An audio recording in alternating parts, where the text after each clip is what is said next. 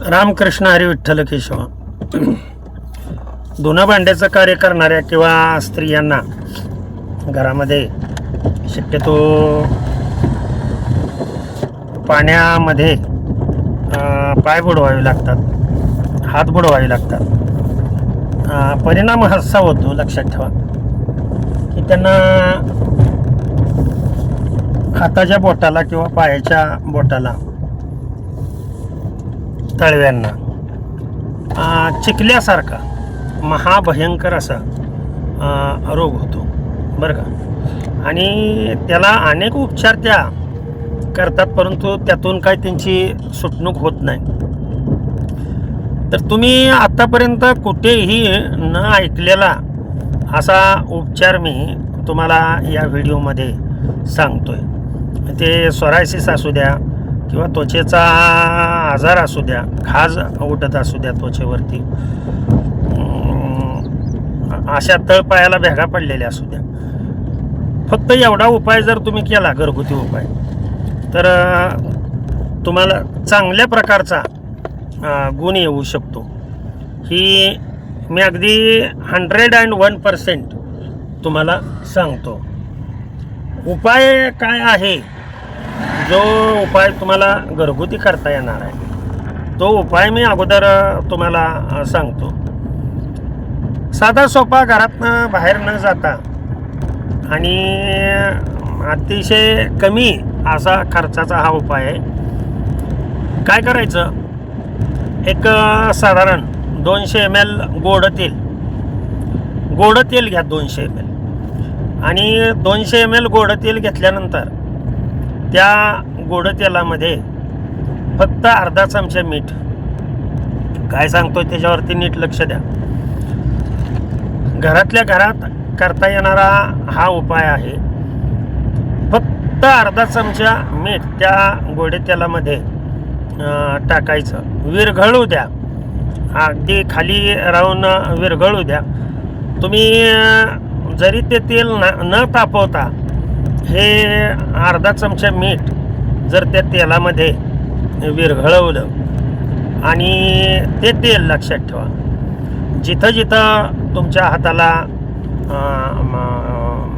बेचके जे आहेत हाताचे, काय वेळेला काय होतं की धुणं जास्त धुतल्यानंतर किंवा पाण्याच्या सानिध्यात जास्त वेळ राहिल्यामुळं हाताची बोटं जी आहेत ती पांढरी फेक पडतात, पायसुद्धा पांढरे होतात. लक्षात ठेवा, आजार काही एकदम सुरुवात होत नसतो, पण यावर तुम्ही दुर्लक्ष करता. यावर दुर्लक्ष करू नका. ज्यांना या आजारापासून वाचायचं असेल त्यांच्यासाठी मी हे आवर्जून सांगतोय.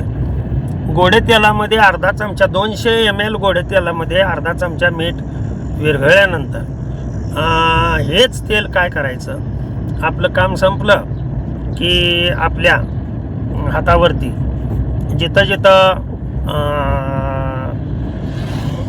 असे बेचके आहेत हाताचे किंवा तळपायाला जळवातासारखा प्रकार जो आहे, तळपायाला भेगा असतील तर पाय स्वच्छ करून रात्री झोपताना किंवा दिवसा केव्हाही, कारण लावल्यानंतर तुम्हाला कमीत कमी एक अर्धा पाऊण तास तरी हे त्या ह्याच्यामध्ये राहिलं पाहिजे, हे लक्षात ठेवा. किंवा या तेलाने सायंकाळी झोपताना पायाची मालिश करून जरी झोपला तर झोप तर इतकी शांत लागेल, लक्षात ठेवा. आणि महत्त्वाची गोष्ट म्हणजे तुमच्या ज्या चिकल्या आहेत किंवा भेगा ज्या पडलेल्या आहेत हाताला, पायाच्या तळव्यासनी, त्या भेगा, चिकल्या या पूर्णपणे या उपायाने, साध्या सोप्या या उपायाने या बऱ्या होतील. करून पहा तुम्ही हा प्रयोग. जर समजा तुम्हाला आणखीन पुढं चांगला इफेक्ट जर पाहिजे असेल किंवा हा उपाय करून तुम्हाला फरक जर नाही पडला तर काय करायचं, करंज तेल, साधारण 20 ml करंज तेल, 20 ml नीम तेल म्हणजे निंबोळी तेल, कडुलिंबाचं तेल जे आहे ते 20 ml आणि 20 ml आपलं करंज तेल हे एकत्रित करा. हे एकत्रित करून जरी तुम्ही लावलं त्याच्यावरती, त्या बेगावरती, हाताचे असतील पायाचे असतील, तरीसुद्धा तुम्हाला चांगल्या प्रकारे फरक पडू शकतो.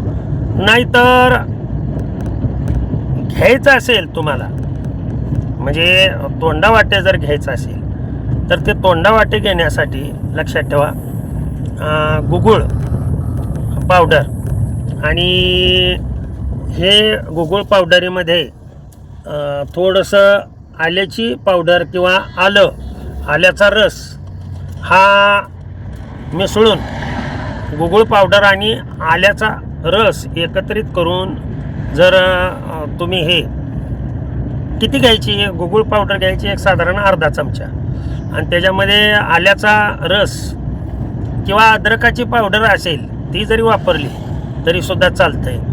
हे जर नाही मिळालं तर सुंठ तर मिळते सर्वांना, हे माहीतच आहे. सुंठ असेल तर सुंठ पावडरसुद्धा या गुगुळ पावडरीमध्ये एक साधारण 5 ग्रॅम मिसळून जर ती तुम्ही तोंडावाटे घेतली, एक अर्धा ग्लास पाणी घ्यायचं आणि त्याच्यामध्ये ही पावडर मिक्सअप करायची आणि हे एक 7-8 दिवस जर तुम्ही केलं तर तुमचा हा जळवात चिखल्या जो रोग आहे तो पूर्णपणे बरा होईल. या रोगातून तुम्ही पूर्णपणे मुक्त होचाल.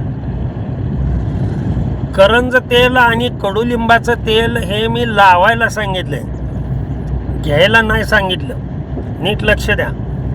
गोड तेल आणि त्या गोड्या तेलामध्ये जे अर्धा चमचा मीठ मिसळून जे तेल तयार होतं आहे ते तुम्हाला लावायला सांगितलं आहे, प्यायला सांगितलेलं नाही आहे. प्यायला फक्त काय सांगितलं, हे आता आणि यासोबत सकाळी सकाळी उठल्या लक्षात ठेवा, जर कडुलिंबाचा रस किंवा कडुलिंबाच्या काड्या जर तुम्हाला चगत आल्या एक 5-7 दिवस तर तुमचं शरीरामधील पित्त पूर्णपणे नाहीसं होईल.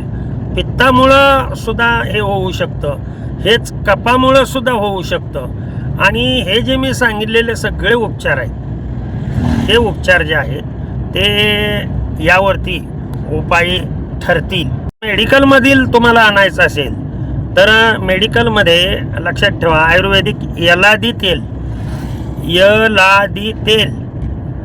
हे मिळतं. या तेलामध्ये शंखजिरे बारीक पावडर करून त्यामध्ये भिजत घातले आणि हे मिश्रण जरी आपल्या बेचक्याला, बोटामध्ये किंवा तळपायाला लावलं आणि हे काय करायचं आहे पहा, तोंडावाटे आरोग्यवर्धिनी